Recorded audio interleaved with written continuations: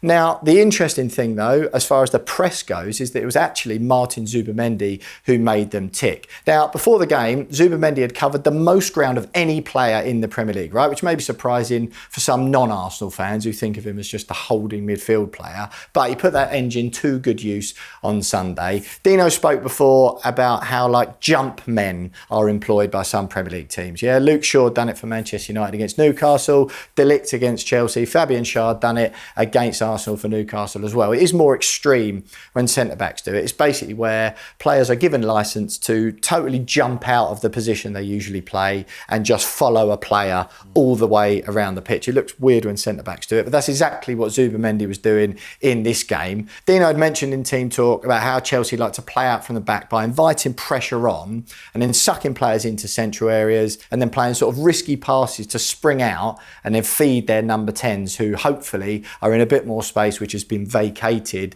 by those players that have been dragged out. That's the theory anyway. But look, as we'll show on screen here, to combat that, Arsenal's front three in the press playing very, very narrow, and rather than committing to that ultra high press when Chelsea were doing their classic thing, Sanchez puts his foot on the ball, the two centre backs split wide, rather than being lured into that, they just they let them have the ball deep. They didn't push right on. But at the same time as that, Zubimendi was that jump man, sticking to Enzo Fernandez or whoever else from Chelsea dropped deep from midfield to try and pick up that ball, sticking to him like glue. And that meant that Chelsea were forced to go long, or as we saw on a couple of occasions in the early stages of that first half, they try and play out from the back, and then only once Sanchez has played that pass do Arsenal spring that high-level press with the front three. So it just...